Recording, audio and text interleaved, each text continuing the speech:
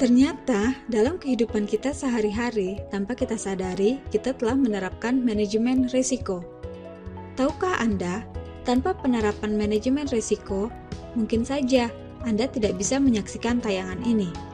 Maka, janganlah manajemen risiko kita jadikan sebagai beban. Ilustrasi penerapan manajemen risiko. Sebagai contoh, seseorang yang memiliki sasaran ingin tidur nyenyak setiap malam secara tidak sadar telah menerapkan manajemen risiko.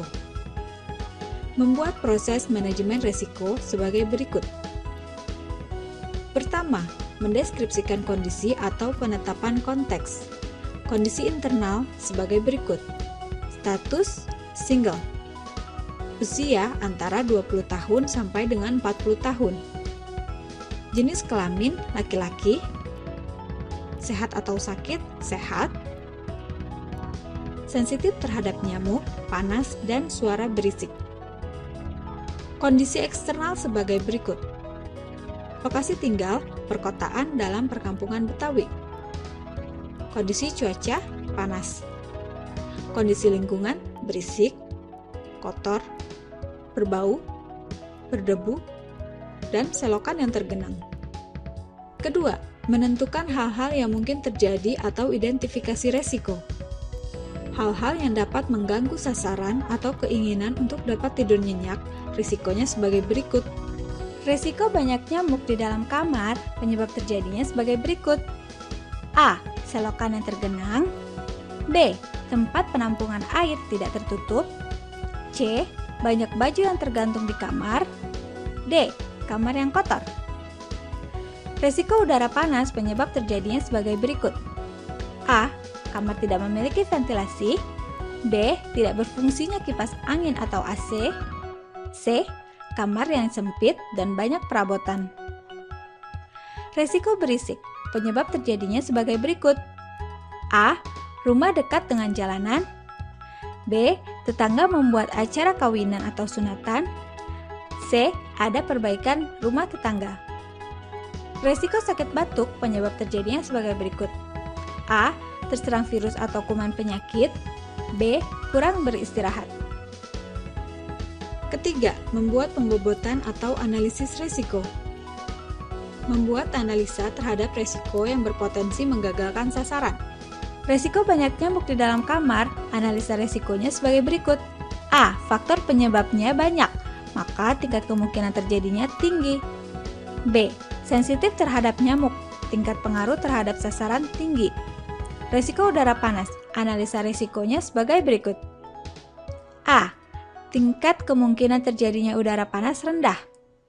B. Sensitif terhadap udara panas, tingkat pengaruh terhadap sasaran tinggi. Risiko berisik, analisa risikonya sebagai berikut. A. Tetangga jarang mengadakan acara, tingkat kemungkinan terjadinya rendah. B. Sensitif terhadap berisik, tingkat pengaruh terhadap sasaran sedang. Risiko sakit batuk, analisa risikonya sebagai berikut. A. Tingkat kemungkinan terjadinya sakit rendah. B. Tingkat pengaruh terhadap sasaran rendah. Risiko banyak nyamuk di dalam kamar, level risikonya tinggi. Risiko udara panas, level risikonya sedang. Risiko berisik, level risikonya sedang. Risiko sakit batuk, level risikonya rendah. Keempat, membuat urutan prioritas atau evaluasi risiko. Risiko banyak nyamuk di dalam kamar, prioritas risikonya nomor 1. Risiko udara panas, prioritas risikonya nomor 2. Risiko berisik, prioritas risikonya nomor 3. Risiko sakit batuk, prioritas risikonya nomor 4. Menurut selera orang tersebut, risiko yang harus dilakukan rencana penanganan adalah prioritas risiko nomor 1 dan 2. Kelima, rencana penanganan atau mitigasi risiko. Risiko banyak nyamuk di dalam kamar, mitigasi risikonya sebagai berikut. Membersihkan selokan, memasang kawat nyamuk, memakai kelambu, tidak menggantung baju di kamar. Risiko udara panas, Mitigasi resikonya sebagai berikut: memasang ventilasi kamar, memperbaiki kipas angin atau AC, menyingkirkan perabotan yang tidak penting dalam kamar.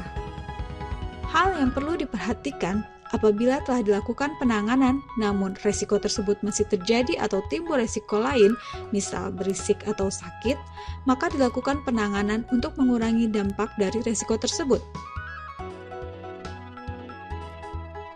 Misalnya, Resiko banyak nyamuk di dalam kamar untuk mengurangi dampaknya yaitu dengan menyemprotkan obat anti nyamuk, memakai raket listrik, memakai lotion anti nyamuk.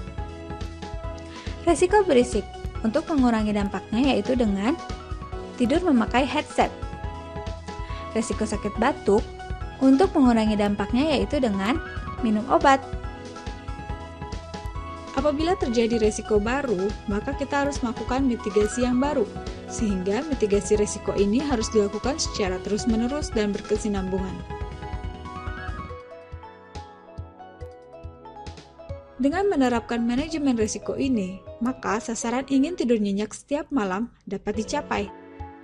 Ingat, pengenalan secara detail kondisi internal dan eksternal, pribadi atau organisasi merupakan faktor utama untuk menerapkan manajemen risiko.